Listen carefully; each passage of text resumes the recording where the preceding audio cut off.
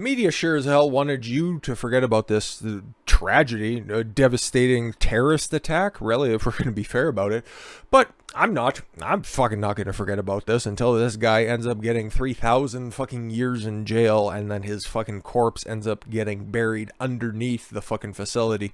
The Waukesha Parade Killer. I'm glad, okay? I have a tenuous grasp with the Daily Mail. Sometimes they're good, sometimes they're bad, okay? Depends on who's writing the article. But at least they said killer and not just driver or accident haver or fender bender enthusiast. Darrell Brooks crashed into people head on and had to lean out his window because victims on his windshield was blocking his view. They should really just save the fucking bed space in the jail and then just set him in front of a vehicle.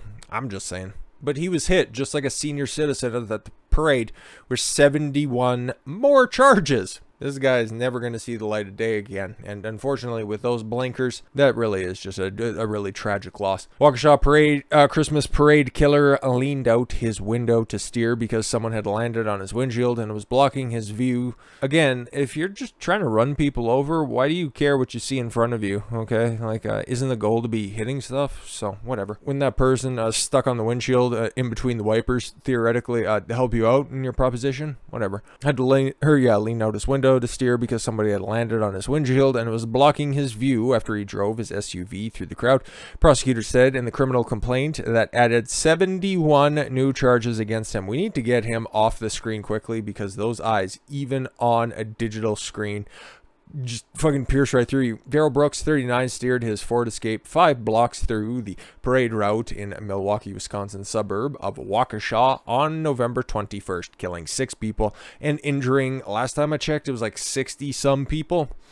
Authorities estimate that the SUV reached speeds of 25 miles per hour. In this head, some people landed on the hood, with Brooks carrying them along. The complaint alleges that just before the tragedy, Brooks drove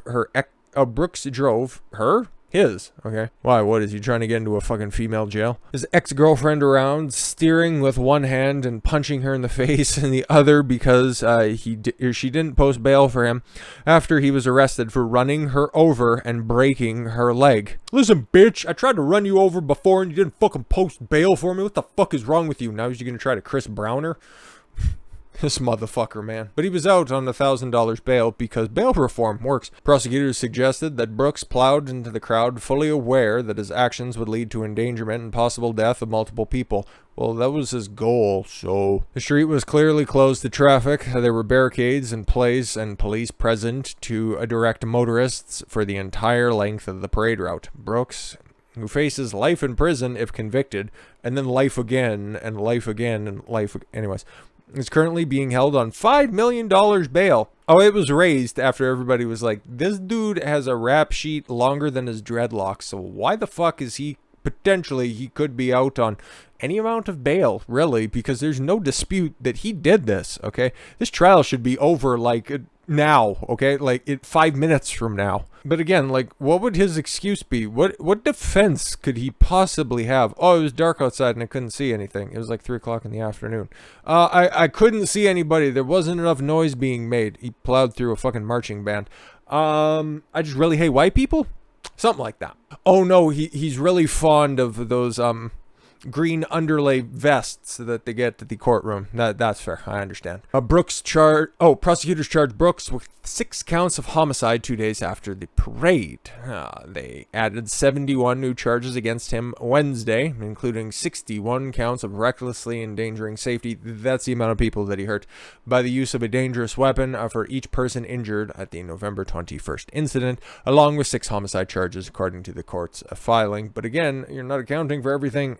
So I need more information. Each charge carries a possible penalty of 7.5 years in prison. The first degree homicide charges carries mandatory life sentence if Brooks is convicted. Well, you'd have to think the 61 people, okay, like if he was anticipating on, hitting those people, you'd have to also say that he was anticipating on killing some of them. So he's guilty as shit. I'm just trying to figure out, like, from the other side of this, it's like, how does he get out of it? And it's like he doesn't. Actually, the only way he gets out of this is in a pine box. Each charge carries a round to the forehead. Oh, I'm sorry. That's just my inner monologue speaking again.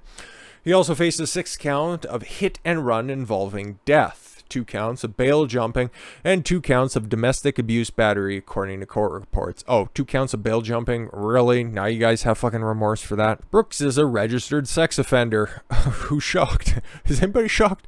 And has been arrested more than 15 times in the Wisconsin state alone for charges including possession of drugs, strangulation, suffocation, battery, which he was also doing at the same time as running people over apparently, illegally possessing firearms, and a convicted felon and resisting arrest. But he was a good boy and they could have got him later. They already knew who he was. Christ, they have his name and number down at least 15 times. So fuck. He is set to appear in court on Friday for a preliminary hearing. So today, in which a judge will most definitely decide there's enough evidence to proceed with trial. Yeah, so a procedural trial. No shit. I'd imagine the update on this is, yeah, it's like, okay, yeah, we're going to go ahead with trial. Again, I don't even know why there's a fucking trial that needs to happen, but I get it. Everybody has their day in court, and literally this should be like a day, okay, a couple hours in court. Just minutes before driving through the parade, Brooks beat up the mother of his child, his baby mama. Oh my god. Brooks's ex-girlfriend told investigators that he broke her leg when he ran her over in early November. Yeah, setting up the scene so he could commit an atrocity in late November. He walked out of jail 2 days before the parade after his mother posted $1,000 bail. But she felt really bad about it, okay? And Darrell's being picked on in jail. Okay, maybe for just having such a bad KD ratio. Like, Christ, you had 61 people and you could only clip 10% of them? Fucking learn to drive. So yeah, just a little bit more on this because there's not really much to say. And I'm going to be following up on this trial because I want to see this motherfucker thrown away for life and ever. After he went through the parade, Brooks drove through a backyard. The complaint said he abandoned the SUV and asked a homeowner to help him. The police captured him at that house.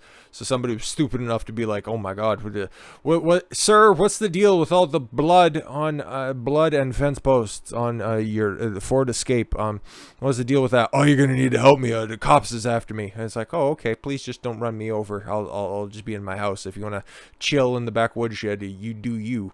Brooks's attorney, a public defender, obviously, Jeremy Perry, didn't respond to message seeking comment. He's like, I don't know, this motherfucker's fucked. So let's go through his lengthy record, shall we? 1999, aggravated battery carrying a concealed weapon, off to a hot start.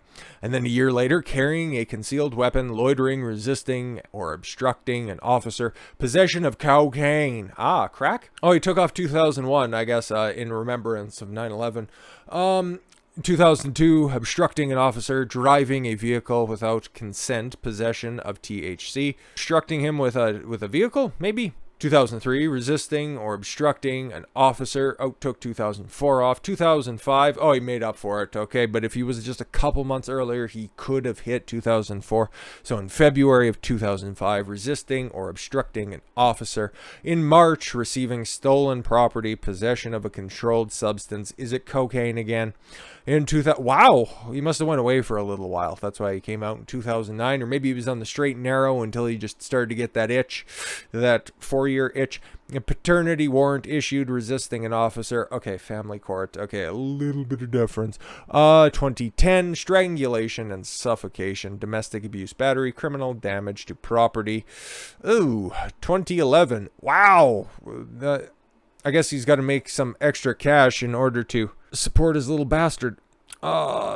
Probation violation, failure to appear in court, paternity warrant, possession of THC. If he had another paternity warrant, he wasn't paying for shit. Imagine that. 2012, bail jumping. Wow. So he's done that multiple times. A failure to appear in court, resisting an officer. Again, since 2002, multiple violations, multiple felonies, and he's still out on the street because he can be rehabilitated. Obviously, it's not like he'd go on to commit further atrocities, right? 2020. Okay, cool. So maybe he went away for a little while. Perhaps. Possession of a firearm as a convicted felon, endangering safety, reckless use of a firearm for domestic abuse purposes, possession of methamphetamine. Wow, he really stepped it up from cocaine. And then February 2021, paternity warrant served. Again, he just really, really hates being a dad. Should have wrapped it up. And then November, earlier, the aforementioned breaking of a leg by trying to run over his baby mama, who I don't know is so fucking stupid. Listen, he's not gonna help you out with your kid, okay? why the fuck do you keep letting him frequent, okay? He's not going to be an inspiring influence on the kid's life, okay? So leave him be. I think the court would probably have your back on this one. And then, yeah, let her to jail 2 days before on $1,000 bond because he was a good boy and his mama had $1,000 to get him out of jail because that's totally fair. But yeah, we'll see what happens, okay? Hope it's a big, beautiful sentence that he gets at the end of this because he's a hunk of shit that never should have been out and allowed to make this horrific tragedy a reality and lead to 6 people being dead as a doornail from 8 years old all the way up to 82 years old. With that said, thank you all very much for the gift of your time. I've been Don Consuelo. I want you to follow your gut and get after it. Take care, everyone.